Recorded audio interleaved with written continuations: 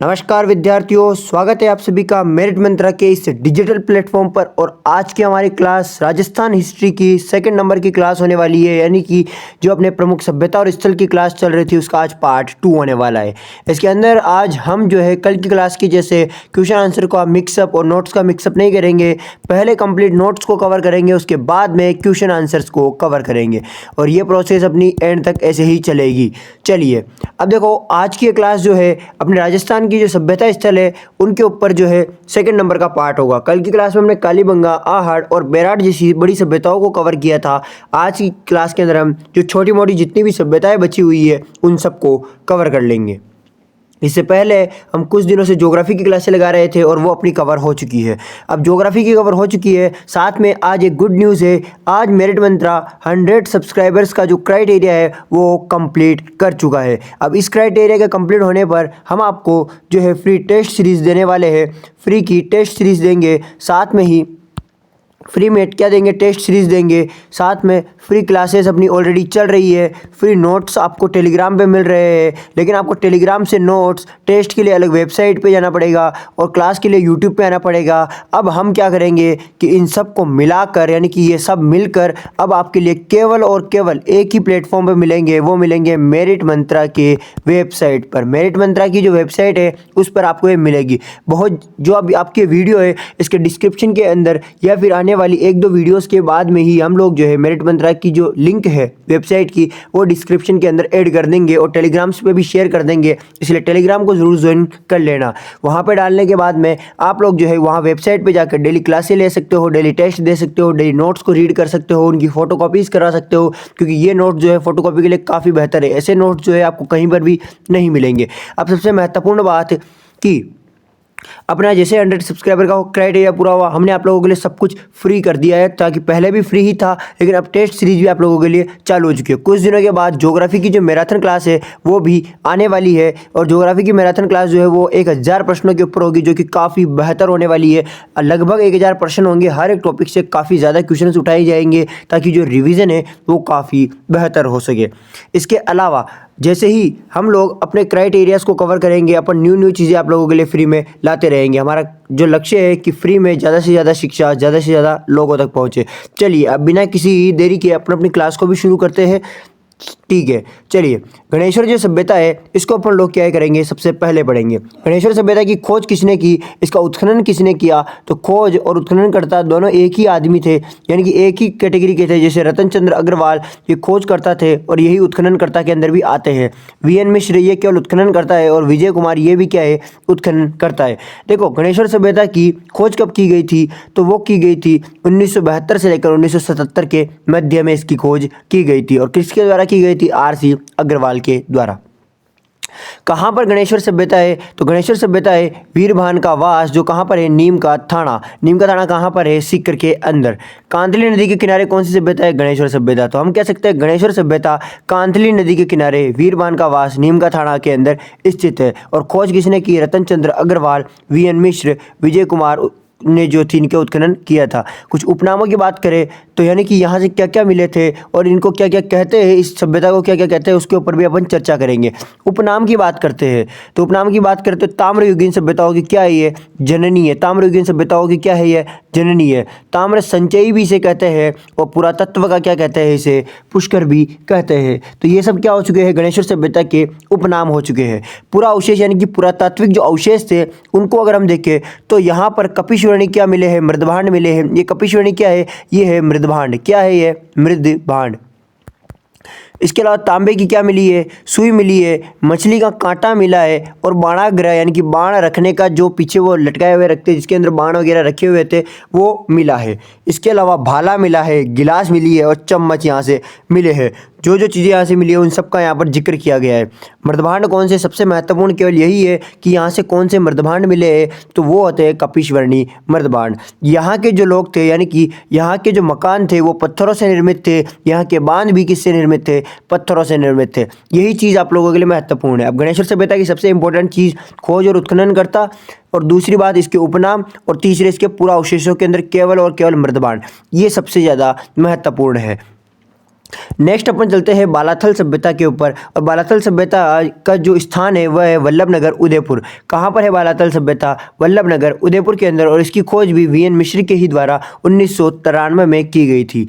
ताम्रपाषाण कालीन सभ्यताओं के काल की, यानी कि जो तांबे की जितनी भी सभ्यताएं थी उसी टाइम पीरियड की कौन सी सभ्यता है? ये बालाथल भी उसी टाइम पीरियड की सभ्यता है। यहाँ से एक मोहर मिली है जिसमें एक तरफ हाथी का चिन्ह है और दूसरी तरफ किसका चिन्ह है? चंद्रमा का। एक तरफ किसका? हाथी का, दूसरी तरफ किसका? चंद्रमा का। ये नोट्स बिल्कुल छोटे बच्चों के जैसे बनाए गए हैं ताकि आप लोग जो है इन चीज़ों को आसानी से समझ सको, अपने दिमाग में छाप सको। फिर नोट्स के बाद क्वेश्चन तो अपने को करने ही है जिससे कि अपना रिविजन क्या हो सके? काफ़ी बेहतर हो सके। देखो नोट्स के बाद क्वेश्चन करेंगे तो इससे क्या पता चलेगा कि अपना लेवल अपने को कितना याद हुआ है इस क्लास को लेते टाइम पर ही।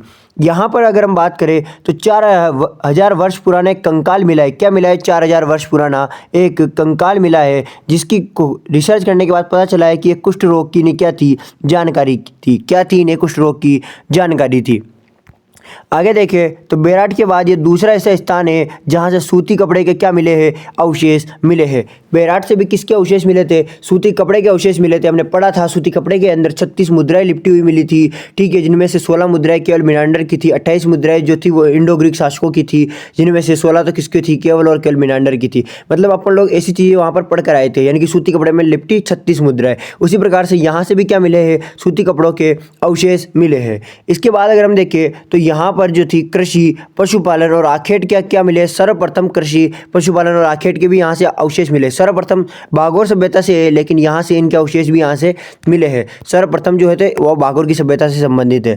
देखो शिल्प और आवास को अगर हम समझे तो देखो मिट्टी के बर्तन यहाँ से प्राप्त हुए हैं, एक मकान प्राप्त हुआ है, यानी कि एक मकान मिला है जो कैसा है? दुर्ग के आकार का, यानी कि दुर्गनुमा क्या है? वो मकान है जिसके अंदर 11 कमरे वाला क्या है? वो भवन है, जिसके अंदर कितने कमरे हैं? 11 कमरे हैं। अब देखो यहाँ पर अपन ने बालाथल, यहाँ से अपने गणेश्वर सभ्यता, इनको कवर किया है।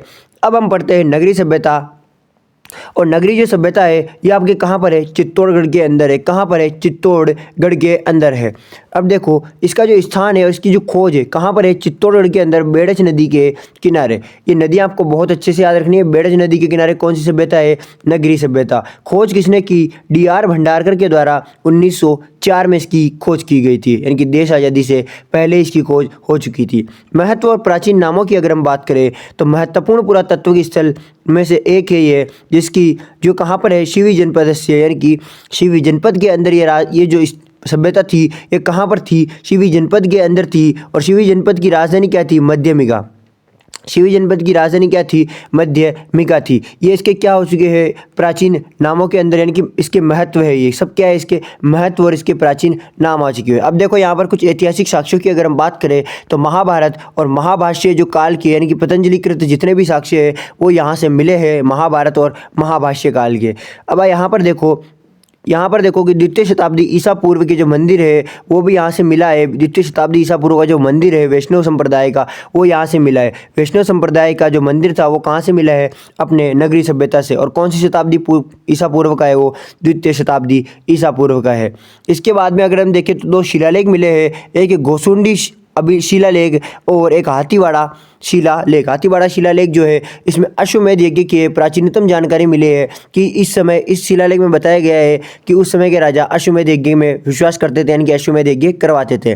गोसुंडी शिलालेख की बात करें तो यहाँ पर कवि राजा श्यामल दास ने क्या की? इसकी खोज की थी और डी.आर. भंडारकर ने इसको पढ़ा था, यानी कि इस भाषा को उन्होंने ट्रांसलेट करके सुनाया था सभी को।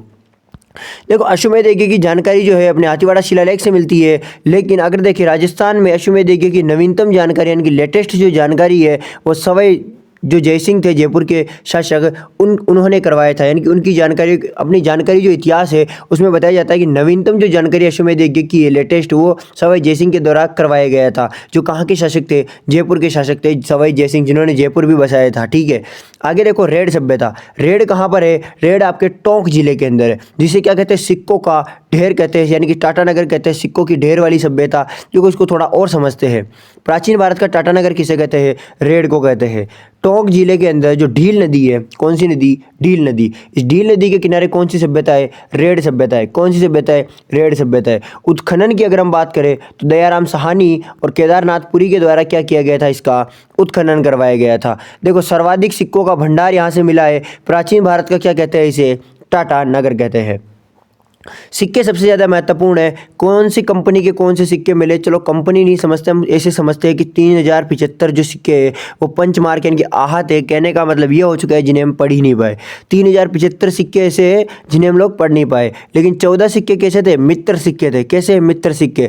6 सिक्के कैसे थे, सेनापति के सिक्के। कौन से, सेनापति सिक्के। और 300 कौन से सिक्के थे, मालव जनपद के सिक्के। और 189 कैसे थे, अज्ञात सिक्के, जिन्हें भी अपन लोग ज्ञात नहीं कर पाए थे यानी कि पढ़ नहीं पाए थे। कुछ ऐसा ही सिस्टम इनका भी था ये। और इसके बाद देखो यूनानी देवता जो अपोलो था, इनका खंडित सिक्का भी यहाँ से मिला है। यूनानी देवता अपोलो का खंडित सिक्का भी कहाँ से मिला है, रेड सभ्यता से मिला है। अब इतने सारे सिक्के मिले इसीलिए क्या कहते हैं, इसे सिक्कों का ढेर भी कहते हैं, या सिक्कों के भंडार की सभ्यता भी कहते हैं।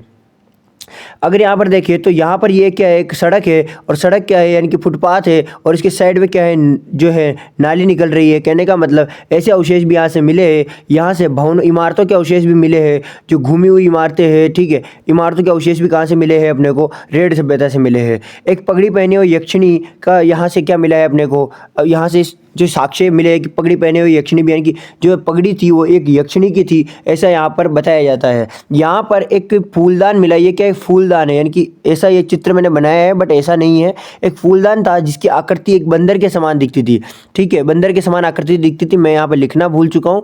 यहाँ पर अपने को जो है मृतभांड वगैरह और यहाँ पर चक्र वगैरह मिले हैं, जो टायर वगैरह होते हैं अपने रथ के, वो भी यहाँ से प्राप्त हुए हैं। इसके बाद देखो लोहा युगीन जो प्रचुरता है वो भी यहाँ से मिली है। कहने का मतलब लोहे के दरवाजे, लोहे की खिड़कियाँ, लोहे की कुल्हाड़ियाँ, ये सब भी कहाँ से मिली है, रेड सभ्यता से मिली है। अब ये इतनी अपन ने रेड सभ्यता, ठीक है, बेराट, ये अपनी जो गणेश्वर सभ्यता थी और अपनी जो नगरी सभ्यता थी और बालाथल जो सभ्यता थी, इन 4 सभ्यताओं को अपन लोगों ने कवर कर लिया है। अब अपन लोग कुछ और छोटी मोटी सभ्यताएं देखते हैं, जिनमें से सबसे पहले अपन देखेंगे नगर। नगरी कहाँ है, चित्तौड़। नगर कहाँ है, टोंक। देखो प्राचीनतम नाम देखें अगर नगर का तो मालव नगर भी इसे कहते थे और करकोट नगर भी इसे कहते थे। मालव जनपद के सिक्के यहाँ से मिले हैं और पंचमार्क मुद्रा यहाँ से मिली है। टोंक का नाम आते ही सिक्के सिक्के आपके लगा देना है, बस आपको टोंक की सभ्यता याद रखनी है। सर्वाधिक सिक्के टोंक से निकले हैं। देखो पंचमार्क मुद्रा है, मालव जनपद के सिक्के और निकल चुके हैं यहाँ से। इसके अलावा ये मुद्रा सिक्के हो चुके हैं और कुछ प्रमुख मूर्तियां वगैरह कुछ अवशेष भी मिले, जैसे 3 फन वाले नाग की मूर्ति, रति कामदेव की मूर्ति, पत्थर पर गणेश जी की मूर्ति, ठीक है, कमल पर लक्ष्मी जी की मूर्ति, ऐसी यहाँ पर मूर्ति मिली है जिसमें कमल पर विराजमान है लक्ष्मी जी, ठीक है। महिषासुर मदनी की स्लेटी पत्थर से निर्मित क्या है यहाँ से मूर्ति प्राप्त हुई है। ये सब यहाँ से क्या मूर्तियाँ भी यहाँ पे सर्वाधिक प्राप्त हुई है, कहाँ से, नगर सभ्यता से। सिक्के भी यहाँ से प्राप्त हुए हैं। और कौन सा इसका प्राचीन नाम था, मालव नगर या करकोट नगर। नौहा सभ्यता की अगर हम बात करें तो इसके उत्खनन करता थे RC अग्रवाल और प्रोफेसर डेविड। कौन से, प्रोफेसर डेविड, कैलिफोर्निया विश्वविद्यालय में पढ़े हुए ये व्यक्ति थे। कौन से, प्रोफेसर डेविड, कैलिफोर्निया विश्वविद्यालय में पढ़े हुए थे ये। ऐतिहासिक विशेषताओं की अगर हम बात करें तो 5 सांस्कृतिक यहाँ से अवशेष मिले हैं। महाभारत से मौर्य काल तक के क्या मिले यहाँ से अवशेष मिले हैं। 5 संस्कृतियों के अवशेष मिले हैं जो महाभारत से मौर्य काल तक के अवशेष थे। यहाँ से कुछ और चीज़ें मिली है, जैसे जाग बाबा की प्रतिमा मिली है, विशाल यक्ष की मूर्ति जिन्हें विशाल यक्ष भी कहते हैं, जाग बाबा की क्या मिली है, प्रतिमा मिली है। इसके अलावा स्वास्तिक अंकित बर्तन, जो बर्तन थे उन पर स्वास्तिक का क्या था, अंकन था, ऐसे बर्तन भी यहाँ से प्राप्त हुए हैं। पत्ती की आकृति वाली क्या मिली है, ईंटें मिली है जो पत्ती की आकृति की थी। मौर्यकालीन चमकदार पॉलिश वाले पात्र भी मिले हैं। जो चमकदार पॉलिश वाले जो पात्र है वो कौन से काल के थे, मौर्यकालीन, जो कहाँ से मिले हैं अपने को, नौहा सभ्यता से मिले। मौर्यकाल के संदर्भ में अगर हम देखें तो राजस्थान की कुछ और मौर्यकालीन स्थल है, जैसे बेराट, सुनारी और जोधपुर, ये भी क्या है, मौर्यकालीन सभ्यता के, मौर्यकालीन समय के सभ्यता है। बेराट में भी मौर्यकालीन साक्ष्य मिले हैं, सुनारी में भी मिले हैं, जोधपुरा में भी मिले हैं और अब नौहा के अंदर भी मिले हुए हैं। और देखिए तो राजस्थान के प्राचीन पूरा स्थल के अंदर मलाह, बयाना और बागोर, ये कुछ और सभ्यता है, इनको भी पढ़ते हैं। तो देखो मलाह व बयाना को अगर हम पढ़े तो दोनों भरतपुर के अंदर है, और मलाह की जो है खोज का यहाँ पर जिक्र नहीं है, लेकिन ये भरतपुर के अंदर जो है ये है। और इसके यहाँ पर अपने को सबसे मोस्ट इंपॉर्टेंट क्या याद रखना है कि यहाँ से अपने को एक हारपून मिला है। हारपून मिला है जो बड़े जानवरों के शिकार के हथियार के लिए, बड़े जानवरों के शिकार के लिए क्या है, बहुत ज़्यादा उपयोगी, यानी कि ये शिकार के उपकरण है। कौन सा, हारपून, जो बड़े जानवरों के शिकार का क्या था, एक हथियार था। इसके बाद देखो बयाना जो सभ्यता थी, ये इस बयाने सभ्यता को अगर हम देखें तो ये प्राचीन काल में यहाँ पर नील की खेती की जाती थी और वर्तमान में यहाँ से पान की खेती की जाती है। गुप्तकालीन अवशेष भी कहाँ से मिले, बयाने से मिले, जैसे गुप्तकालीन सिक्कों के भंडार बयाने से मिले। गुप्तकालीन संस्कृति के अवशेष कहाँ से मिले, बयाना से मिले हुए। इसके अलावा यहाँ पर जो खेती की जा रही है वर्तमान में वो पान की है, और उससे पहले कौन सी थी, नील की खेती यहाँ पर की जाती थी। यहाँ पर देखिए अगर बागोर सभ्यता को जो भीलवाड़ा के अंदर है जिसका उत्खनन वीएन मिश्र और एल.एस. लेशविक ने करवाया था। किसने, एल.एस. लेशविक ने करवाया था। देखो कहाँ पर है, भीलवाड़ा के अंदर कोठारी नदी के किनारे कौन सी सभ्यता है, बागोर सभ्यता है। राजस्थान में सर्वप्रथम जानकारी यानी कि प्राचीनतम कृषि, प्राचीनतम पशुपालन, इनके साक्ष्य कहाँ से मिले हैं अपने को, बागोर सभ्यता से मिले हुए। पहली बार कृषि और पशुपालन के साक्ष्य भी यहीं से मिले हुए, अपन लोग अभी सुन चुके। और कुछ देखे तो यहाँ से समाधि की प्रथा के मिले, यानी कि कंकाल और दीवार मिली। कहने का मतलब एक कंकाल था जो चारों ओर दीवारों से घिरा हुआ था और उसके ऊपर एक दीवार बनाई हुई थी। तो कहने का मतलब कह सकते हैं यहाँ पर समाधि की प्रथा प्रचलित थी। यहाँ से कुछ चावल के अवशेष भी यहाँ से प्राप्त हुए हैं। और इसके अलावा अगर हम देखें तो यहाँ से पत्थर के उपकरण मिले हुए हैं, कि पत्थर से बनाए गए जो उपकरण है वो यहाँ से मिला हुआ है। जैसे हारपून था, ये भी पत्थर से बना हुआ था, आगे का नोक। इसी प्रकार से कुछ और उपकरण यहाँ से बागोर सभ्यता से मिले हुए हैं। ठीक है, तांबे की सुई, गिलास, चम्मच, ये भी यहाँ से प्राप्त हुए हैं। तांबे की सुई वगैरह अपने को गणेश्वर से भी मिली थी, गिलास, चम्मच, ये भी। तो यहाँ से भी अपने को याद रखना है कि बागोर से भी ये चीज़ें मिली थी। अब देखो इनकी थोड़ी सी तुलना वगैरह अगर हम करें इन दोनों सभ्यताओं की, तो मुख्य प्रसिद्धि क्या है, नील की खेती, पान की खेती और गुप्त काल के सिक्के मिले हुए। जबकि यहाँ पर प्राचीनतम कृषि और पशुपालन होता था। प्राप्त अवशेष जैसे हारपून मिला है मलाहा से, और सिक्के और मूर्तियाँ मिली है, ऑलरेडी अपने को पता है। यहाँ पर पत्थर और तांबे के उपकरण मिले हैं, कंकाल, चावल, ऐसी चीज़ें मिली है। ये मौर्य और गुप्तकालीन था, और ये मध्य पाषाण और नवपाषाण काल की सभ्यता थी। उत्खनन और खोज की बात करें तो विभिन्न स्रोतों के आधार पर इसे बताया जाता है, जबकि इसकी खोज वीएन मिश्र और एल.एस. लेशनिक के द्वारा करवाई गई थी। और देखो निष्कर्ष अगर यहाँ देखें तो ये स्थल जो है राजस्थान के समृद्ध इतिहास, प्राचीन तकनीकों और सांस्कृतिक विकास के लिए महत्वपूर्ण प्रमाण प्रस्तुत करते हैं। देखो अपने लिए ये इम्पोर्टेंट नहीं है, जो इम्पोर्टेंट था वो यही है कि यहाँ से राजस्थान में हारपून कहाँ से मिला हुआ है, तो मलाहा से मिला हुआ है। और पूछ लिया जाए कि प्राचीनतम नील की खेती के साक्ष्य कहाँ से मिलते हैं, ये अपने बयाना से मिलते हैं। सर्वप्रथम प्राचीनतम कृषि और प्राचीनतम पशुपालन के साक्ष्य कहाँ से मिलते हैं, बागोर से मिलते हैं। ये चीज़ें आप लोगों को यहाँ से याद रखनी है। नेक्स्ट देखो राजस्थान के महत्वपूर्ण प्राचीनतम पुरा स्थल और उनकी खोज। ठीक है, अब यहाँ पर देखो जो अपने पुरा स्थल और उनकी खोज है, उनमें ओझियाना जो सभ्यता है वो कहाँ पर है, भीलवाड़ा के अंदर है। सुनारी सभ्यता कहाँ पर है, झुंझुनू के अंदर। कुछ अन्य महत्वपूर्ण सभ्यता भी देखेंगे।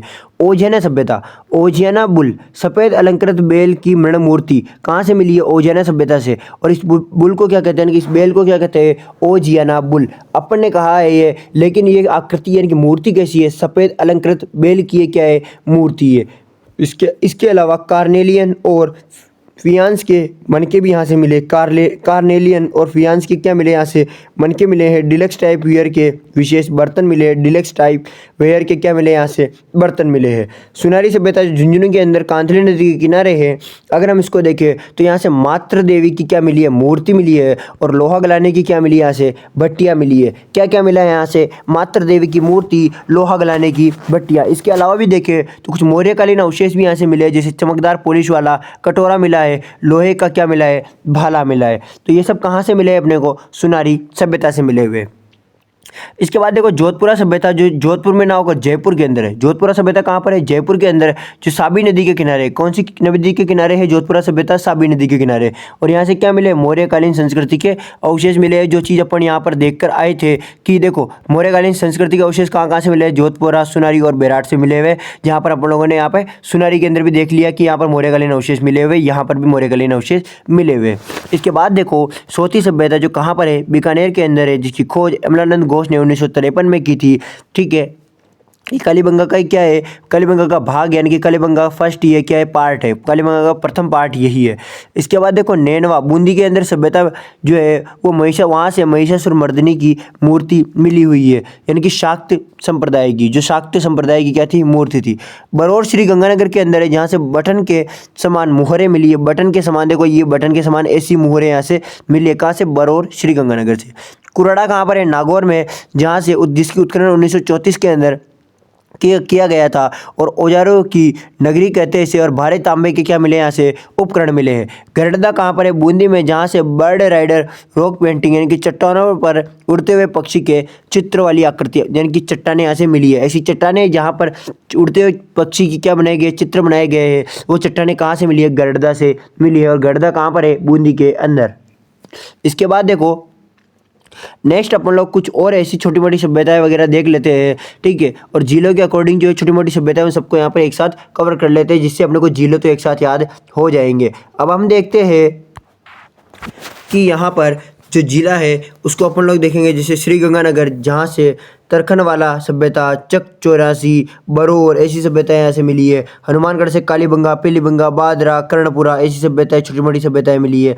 बीकानेर से सोथी, कालीबंगा प्रथम, ठीक है, पुंगल, डोडा थोरा, ये यहाँ से मिली है। जैसलमेर से लोद्रवा यानी कि लोहाना, इसे कहते हैं ओला, कुंडा, जोधपुरा से मंडोर, उमेदनगर, बिलाड़ा, पाली से नाडोर, झालोर से भीनमाल, सिरोही झालावाड़ से चंद्रावती, इसके अलावा सिरोही में भी चंद्रावती है तो झालावाड़ में भी चंद्रावती है। उदयपुर से आहड़, बालातर और ईसवाल, चित्तौड़गढ़ से पिंड, पांडुलिया, नंदी की घाटी, नगरी यानी कि मध्यमिका जिसे कहते हैं, ये सभ्यताएं यहाँ से मिली है। चित्तौड़गढ़ से अपने को ये सभ्यता मिली। राजसमंद से गिलुंड मिली है। भीलवाड़ा से बागोर और ओझेना मिली है। अजमेर से बुड्ढा पुष्कर मिली है। चित्तौड़ से पिंडू, ये अपन लोग पढ़ चुके हैं। राजसमंद, भीलवाड़ा, अजमेर, यहाँ तक हो चुका है। टोंक, टोंक से रेड और नगर मिली हुई है। कोटा से आलनिया और तिपटिया मिली है। बूंदी से नेणवा, गढ़दा मिली है। सवाई माधोपुर से कोला, मलोहा मिली है।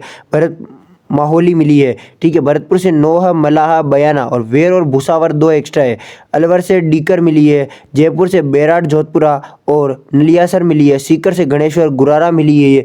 और झुंझुनू से सुनारी और नागौर से कुराड़ा मिली है। ये सारी सभ्यताएं अपने कहाँ से मिली है, अपने राजस्थान के सभी जिलों को अपन ने देख लिया, जिसमें से अपन लोगों ने बहुत सारी सभ्यताओं को एक ही पेज के अंदर देख लिया, कौन सी सभ्यता कौन से जिले के अंदर थी। अब अपन लोग जो है अपने प्रश्न उत्तरों को करते हैं, और ये ऐसे करके अपन लोगों ने बहुत सारे प्रश्न आप लोगों के लिए ऐड किए हुए हैं, तो सारे प्रश्न उत्तरों को अपन लोग करना शुरू करते हैं। देखो अभी तक भी अगर आप लोगों ने यहाँ तक क्लास को देखा है और चैनल को सब्सक्राइब नहीं किया है तो चैनल को सब्सक्राइब जरूर करना, साथ में इस वीडियो को लाइक करके अपने दोस्तों के पास में ज़रूर शेयर करना, क्योंकि ऐसी वीडियोज़ जो है, ऐसी जो क्लासेज है, ये पूरे यूट्यूब पर कहीं नहीं मिलेगी जो ऐसे फ्लो चार्ट से आपको पढ़ाते होंगे। सब आप लोगों के बोर्ड पर आएंगे, अक्षर लिखे हुए रहेंगे, उनको रीड करते जाएंगे, रीड करते जाएंगे, रीड करते जाएंगे। लेकिन ऐसे फ्लो चार्ट से पढ़ाने से क्या होगा कि आप चित्र देखोगे तो आपको जल्दी याद होगा। इसलिए मेरिट मंत्रा को सब्सक्राइब करके मेरिट मंत्रा को सपोर्ट जरूर करें। डिस्क्रिप्शन के अंदर टेलीग्राम का लिंक है, उसे ज्वाइन कर ले ताकि ये नोट्स आपके पास में आ जाए। बहुत जल्दी वेबसाइट आ जाएगी 1-2 दिन के अंदर, और वेबसाइट आने के बाद में आप लोगों को नोट्स वगैरह, क्लासें वगैरह सब वहाँ से मिल जाएगी। थोड़े दिनों बाद हम ट्राई करेंगे ज्योग्राफी की मैराथन लाने की, तो आप लोग जो है मेरिट मंत्रा को सब्सक्राइब कीजिए ताकि ये सब चीज़ें आपको सबसे पहले मिल सके, ठीक है। अब शुरू करते हैं अपने आगे की चीज़ों को। देखो राजस्थान की किस सभ्यता को ताम्रयुगीन सभ्यताओं की क्या कहते हैं, जननी कहते हैं। सबसे पहले पढ़ा था कौन सी सभ्यता ताम्रयुगीन सभ्यताओं की जननी है, तो वो है गणेश्वर सभ्यता। कौन सी, गणेश्वर सभ्यता। ताम्रयुगीन सभ्यता कौन सी है, आहड़, लेकिन गणेश्वर क्या है, ताम्रयुगीन सभ्यताओं की जननी है। आगे देखो गणेश्वर सभ्यता किस नदी के किनारे विकसित हुई थी, तो गणेश्वर सभ्यता की अगर हम बात करें तो कौन सी नदी के किनारे विकसित हुई थी, तो देखो गणेश्वर सभ्यता अपनी कांतली नदी के किनारे विकसित हुई थी। कौन सी, कांतली नदी, जो कहाँ पर है, सीकर के अंदर। अब देखो सीकर तो अपने को पता चल चुका है भाई सीकर के अंदर है, लेकिन एक और चीज कि जो सीकर है, इस सीकर के अंदर कौन सा स्थान है, नीम का थाना। कौन सा, नीम का थाना, नीम का थाना, नीम का थाना। या फिर इसमें गांव पूछे तो वीरभान का वास। कौन सा, वीरभान का वास गांव है। देखो ये अपना हो चुका है गणेश्वर सभ्यता का। पुरातत्व का पुष्कर, राजस्थान के किस पुरातत्व स्थल को कहते हैं, अपन लोग पढ़कर आए थे। पुरातत्व का पुष्कर किसे कहते हैं, तो अपने गणेश्वर सभ्यता को कहते हैं, क्या कहते हैं, पुरातत्व का पुष्कर कहते हैं। गणेश्वर सभ्यता का उत्खनन कार्य 1972 से 1977 के दौरान किसके निर्देशन में करवाया गया था, तो हम पढ़े थे किसके निर्देशन में हुआ था, तो वो होता RC अग्रवाल, रतन चंद्र अग्रवाल। किनके द्वारा, रतन चंद्र अग्रवाल।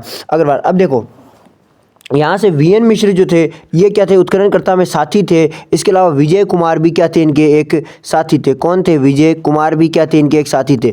1 नंबर पे तो ये आ चुके हैं, 2 नंबर पे विजय कुमार आ चुके हैं, और खोजकर्ता में कौन है, रतन चंद्र अग्रवाल, जो अपना राइट आंसर क्या हो जाएगा, B हो जाएगा।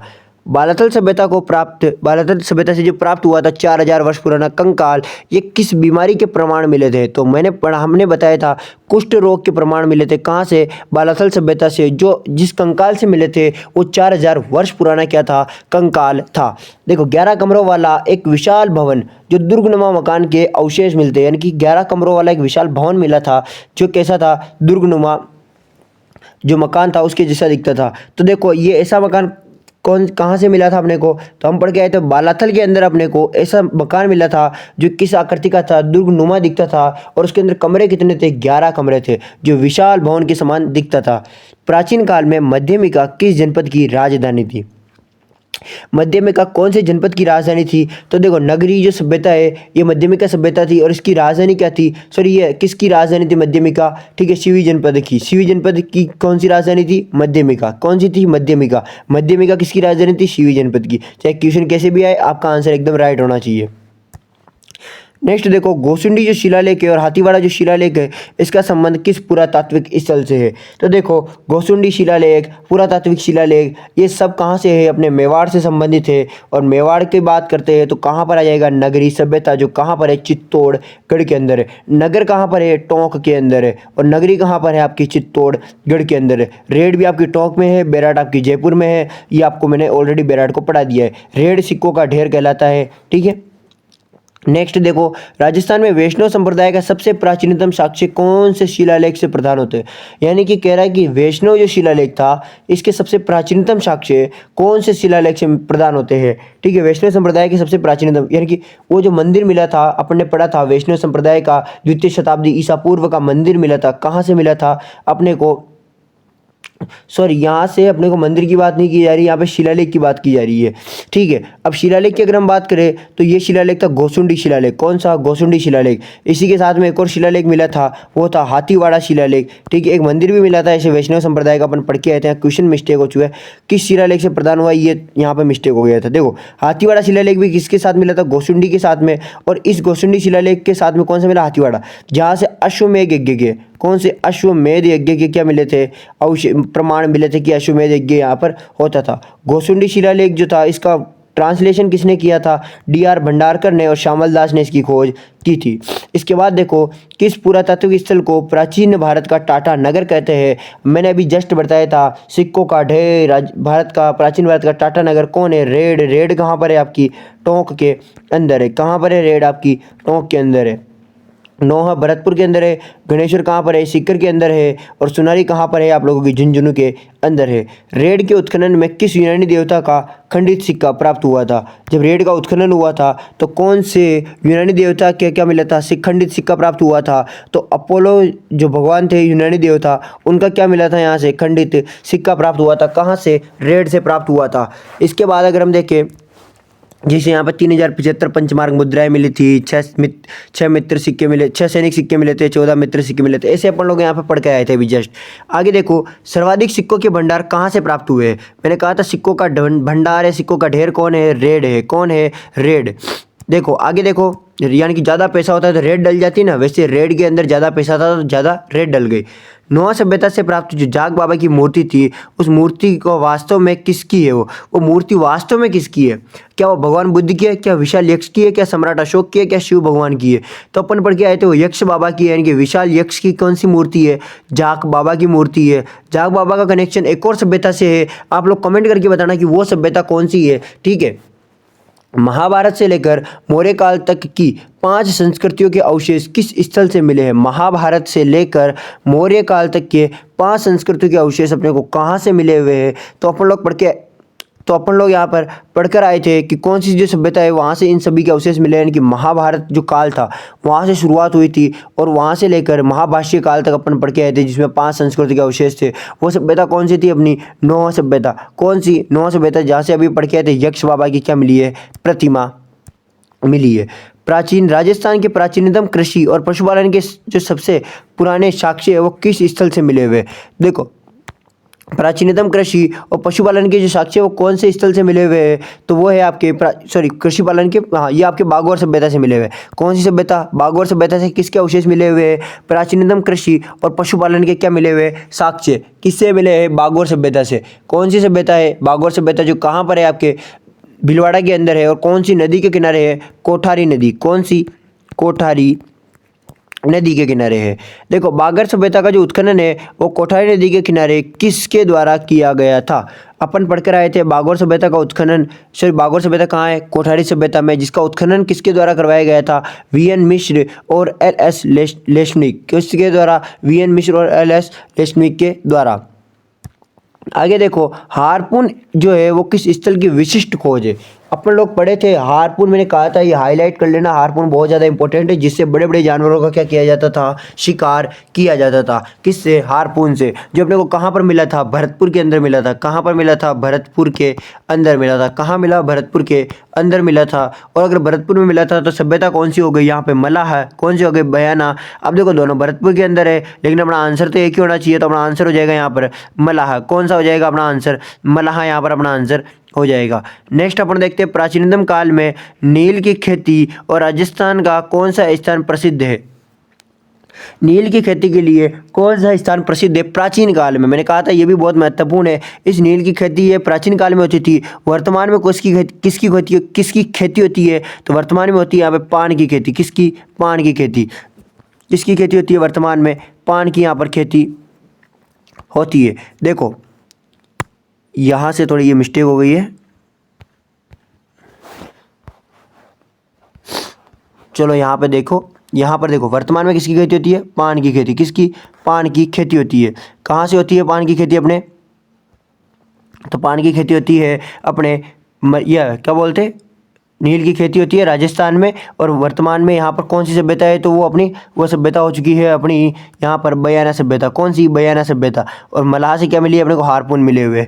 ठीक है, आगे देखो यहाँ से अगर आगे देखते तो ओजियाना बुल सभ्यता स्थल से प्राप्त हुई है। ओजियाना बुल किस सभ्यता स्थल से प्राप्त हुआ है? तो ओजियाना जो बुल है वो ओजियाना नाम आ रहा है, तो वो ओजियाना सभ्यता से प्राप्त हुआ है, जो कहाँ पर है? आपके भीलवाड़ा के अंदर है। कहाँ पर है? भीलवाड़ा के अंदर है। ओजियाना कहाँ पर है? आपकी भीलवाड़ा। ओजियाना कहाँ पर है? भीलवाड़ा के अंदर।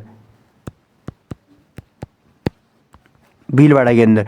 नेक्स्ट देखो लोहा गलाने की प्राचीनतम भट्टियाँ राजस्थान में कहाँ से प्राप्त हुई है? तो लोहा गलाने की जो प्राचीनतम भट्टियाँ है वो कहाँ से मिली है? तो जितनी भी भट्टियाँ हैं लोहा गलाने की वो अपने को मिली है यहाँ पर।